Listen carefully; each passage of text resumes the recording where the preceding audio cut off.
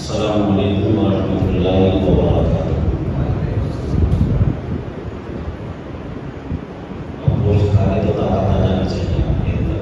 Doctor انداز سے جواب دیجیے۔ السلام علیکم ورحمۃ اللہ وبرکاتہ۔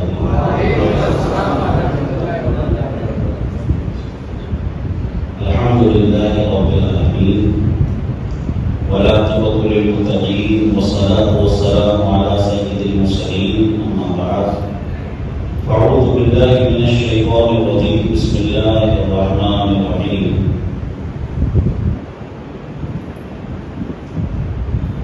وما ارسلناک الا رحمۃ للعالمین، صدق اللہ مولانا العظیم وصدق رسولہ النبی الامین المتین المبین الکریم۔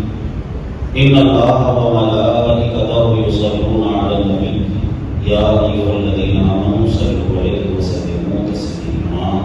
اللهم صل علی سیدنا مولانا محمد وآلہ وسلم، صلاۃ و سلام علیک یا رسول اللہ صلی اللہ علیہ وسلم۔ گزشتہ گفتگو میں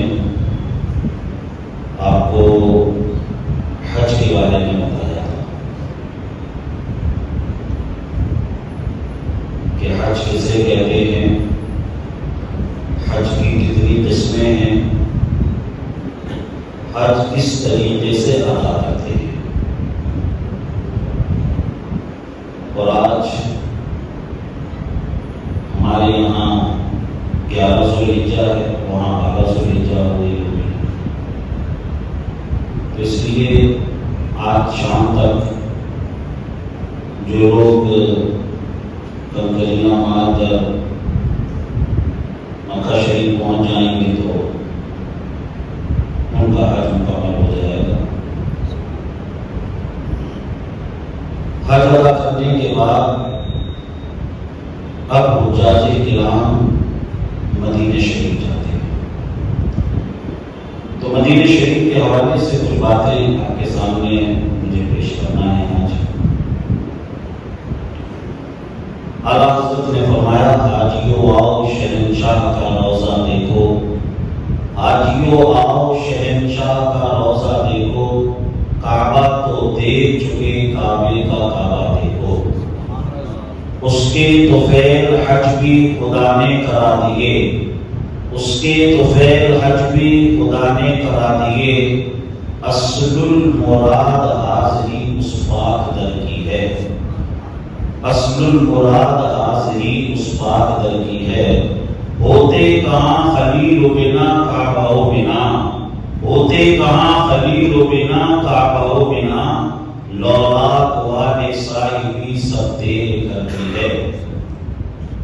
طیبہ میں مر کے ٹھنڈے چلے جاؤ آنکھیں بند، طیبہ میں مر کے ٹھنڈے چلے جاؤ آنکھیں بند، سیدھی سڑک یہ شہر شفاعت نگر کی ہے۔ تو مدینہ شریف کے حوالے سے کچھ باتیں آپ کے سامنے پیش کرنی ہیں۔ مدینہ شریف کس طریقے سے آباد ہوا، اس کو میں نے آپ کے سامنے پہلے بیان کر دیا ہے۔ آپ کو یاد ہو 1000 سال پہلے سرکار صلی اللہ علیہ وسلم کی پیدائش سے ایک بادشاہ جس کا نام تبا تھا، جب اس کا قافلہ وہاں پہنچا تو اس کے قافلے میں جو چوٹی کے علماء تھے وہ سمجھ گئے کہ یہ وہ جگہ ہے جہاں اللہ کے نبی صلی اللہ علیہ وسلم ہجرت فرما کر آئیں گے، اور پھر انہوں نے بادشاہ سے کہا کہ وہ جو کعبے کا آپ نے کرشمہ دیکھا، جو کعبے کے بھی کعبہ ہیں وہ یہاں تشریف لائیں گے، اس لیے اب ہم یہاں سے نہیں جائیں گے۔ تو اس طریقے سے شہر مدینہ کی ابتدا ہوئی۔ وہ جو 400 علماء طبا کے ساتھ تھے، 1000 سال گزر گئے، مدینہ شریف کا جو پہلا نام ہے اسے یثرب کہا جاتا ہے۔ مدینہ شریف کو پہلے یثرب کہتے تھے۔ یثرب کا معنی ہوتا ہے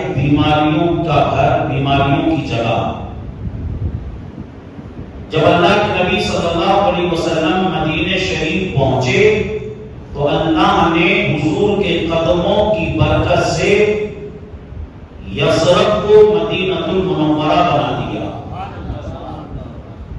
جسے دنیا بیماریوں کی جگہ کہتی تھی، بیماریوں کا گھر کہتی تھی، حضور کے قدموں کی وجہ سے اللہ نے اسے دار الشفا بنا دیا اور اس کی شان ایسی کر دی، نہ وہ آرام جس مریض کو سارے زمانے سے، نہ وہ آرام جس مریض کو سارے زمانے سے تھوڑی سی خاک اٹھا لے آئے ان کے آستانے سے۔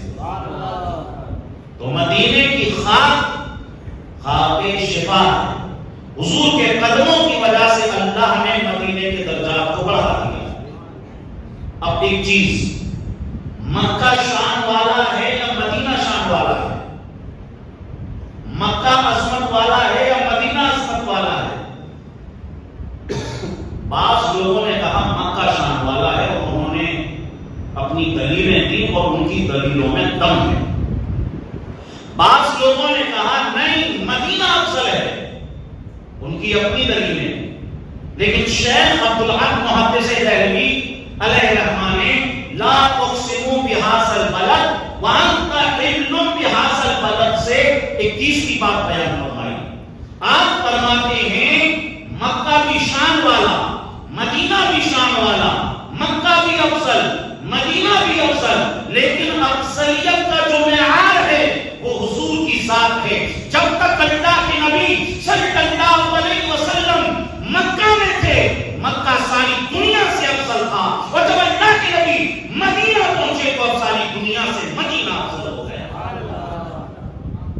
افضلیت کا جو معیار ہے وہ حضور کی ذات۔ اس کو اس طریقے سے بھی سمجھیں، حدیث شریف میں ہے یہ جو پہلی صف ہے اس کی بڑی فضیلت، بڑی فضیلت، یعنی اگر اس کا ثواب پتہ چل جائے تو تلواریں چل جائیں، لوگ قرآن ڈالنے لگ جائیں۔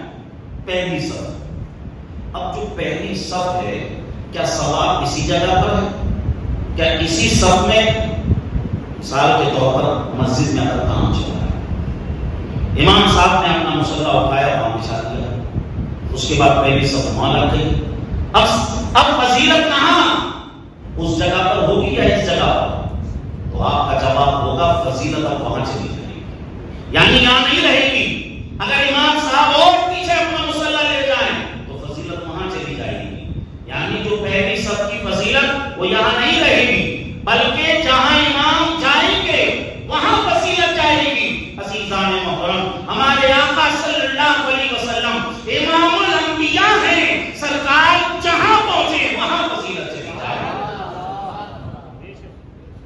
اور امام جلال الدین سیوطی نے ایک کتاب لکھی الحجج المبینہ فی التفضیل بین مکہ والمدینہ، مکہ اور مدینہ میں کون افضل ہے، اس بات میں بڑی اچھی انہوں نے گفتگو کی، پتلا سا رسالہ ہے، اس میں آپ بیان کرتے ہیں کہ وہ جگہ قبر شریف کی، وہ جگہ جو رسول کریم صلی اللہ علیہ وسلم کے جسم اقدس سے ٹس ہے، سرکار صلی اللہ علیہ وسلم کے جسم سے مس ہے، یعنی جہاں سرکار صلی اللہ علیہ وسلم کا جسم مبارک رکھا ہوا ہے وہ زمین پوری دنیا پوری ہوئے زمین سے افضل، زمین کا وہ حصہ ساری زمینوں سے افضل، وہ زمین کا حصہ آسمان سے بھی افضل، عرش اعظم سے بھی افضل، لوح و قلم سے بھی افضل، یعنی اس جگہ کو جو فضیلت حاصل ہوئی ہے وہ فضیلت بھی رسول کریم صلی اللہ علیہ وسلم کے جسم اقدس کی وجہ سے حاصل ہوئی۔ تو یہ مدینے کی شان۔ اللہ کے نبی صلی اللہ علیہ وسلم مدینہ شریف پہنچے اور سرکار جب مدینہ پہنچے تو اللہ کے نبی صلی اللہ علیہ وسلم نے سب سے پہلے مدینہ شریف میں جو کام کیا وہ مسجد نبوی ہے اس کا بنیاد رکھا۔ ایک جگہ تھی جس جگہ پر لوگ اپنی کھجوروں کو سکھاتے تھے، جس جگہ پر لوگ اپنی کھجوریں سکھاتے تھے، سرکار صلی اللہ علیہ وسلم نے فرمایا معلوم کرو یہ جگہ کس کی ہے، مسجد کے لیے یہ جگہ بڑی مناسب ہے، سینٹر میں پتا چلا کہ یہ جو جگہ ہے دو یتیم بچے، ایک کا نام سہل اور ایک کا نام سہیل، اسعد بن زرارہ کی کفالت میں تھی، ان کی یہ جگہ ہے۔ اللہ کے نبی صلی اللہ علیہ وسلم نے اپنے ارادے کا اظہار فرمایا کہ اس جگہ پر مسجد تعمیر کرنا چاہتے ہیں، تو ان دونوں بچوں نے کہا یا رسول اللہ علیہ الصلوۃ والسلام، یہ اس جگہ اگر مسجد کے لیے آپ کو چاہیے تو اس جگہ کو ہم آپ کو دینے کو تیار ہیں، آپ اسے دے دیجیے۔ لیکن سرکار صلی اللہ علیہ وسلم نے فرمایا کہ نہیں، ہم اس کا پیمنٹ کریں گے، اس کی جو بھی قیمت ہوگی وہ تمہیں قیمت دی جائے گی، کیونکہ وہ یتیم تھی۔ اللہ کے نبی صلی اللہ علیہ وسلم نے حضرت ابوبکر صدیق رضی اللہ تعالیٰ عنہ کو فرمایا کہ ان کا پیمنٹ کر دیں۔ مسجد نبوی جس جگہ پر بنی ہے اس کا جو پیمنٹ کیا وہ حضرت ابوبکر صدیق رضی اللہ تعالیٰ عنہ۔ اب صبح قیامت تک جتنی بھی مسجدیں بنیں گی اور جو مسجد بننے میں چندہ دیں گے، اللہ ان کو ثواب تو عطا فرمائے گا ہی، مگر سب کا ثواب حضرت ابوبکر صدیق کو بھی عطا فرمائے گا، کیونکہ سب سے پہلے مسجد کے لیے چندہ حضرت ابوبکر صدیق رضی اللہ تعالیٰ عنہ نے دیا اور پیمنٹ کر دیا۔ وہ جو جگہ تھی اس وقت 35 میٹر اس کی لمبائی تھی اور 30 میٹر جو ہے اس کی چوڑائی تھی، جب حضور کے زمانے میں مسجد نبوی کی تعمیر میں جب سنگ بنیاد رکھا گیا، سب سے پہلی رسول اللہ صلی اللہ علیہ وسلم نے رکھی، پھر حضرت ابوبکر صدیق نے رکھی، پھر حضرت فاروق اعظم نے رکھی، پھر حضرت عثمان غنی رضی اللہ تعالیٰ نے رکھی۔ اس طریقے سے مسجد نبوی کی تعمیر ہوئی، اور کتابوں میں یہ بھی لکھا ہے کہ سرکار خود اپنے کاندھوں پر جو ہے پتھر اٹھا کر لاتے، اور جس چیز کی ضرورت پڑتی سرکار نے خود مسجد نبوی کی تعمیر میں کام کیا۔ اللہ کے نبی صلی اللہ علیہ وسلم کا وصال ہوا اور سرکار صلی اللہ علیہ وسلم کا جو روزہ ہے وہ مسجد نبوی کے اندر جو گنبد خضرا۔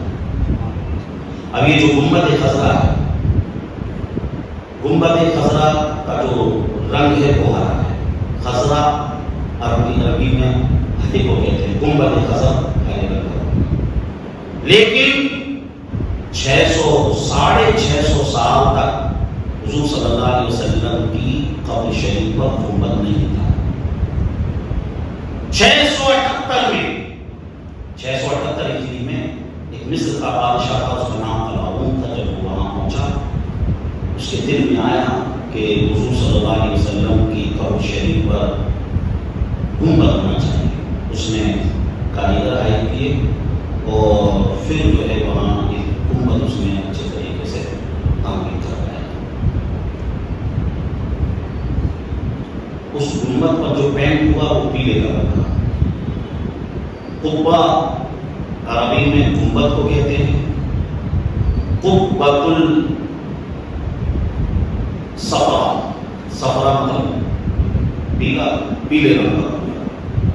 اور اس کے بعد پھر 678 ہجری میں یہ ہوا، پھر تقریباً سال گزر 100 سال کے آس پاس گزر گئے۔ 888 ہجری میں پھر اس گنبد کو دوبارہ تعمیر کیا گیا۔ اب جو گنبد تعمیر ہوا، اب اس گنبد میں کالے کلر کے پتھر لگائے گئے اور پھر اس کالے کلر کے پتھروں کو سفید پینٹ سے، سفید کلر سے اس کو رنگ کیا۔ عربی میں سفید کو بیضا کہتے ہیں، تو قبۃ البیضاء اس کو کہا جانے لگا۔ پھر سمجھ لیجیے 100 سال سے اوپر ہو گئے۔ 888 ہجری میں یہ ہوا، پھر 980 ہجری آ گئی۔ 980 ہجری میں پھر اس گنبد کو دوبارہ تعمیر کیا گیا، اور اس کے بعد جو ہے اس گنبد کو رنگ برنگے کلروں سے رنگ کر دیا گیا۔ پھر سمجھ لیجیے 300-400 سال گزرے، 1252 ہجری آیا۔ عبد الحمید اول اس نے جو ہے اس گنبد کو پھر تعمیر کرایا اور اس پر ہرا کلر کرایا، تب سے لے کر اب تک اس پر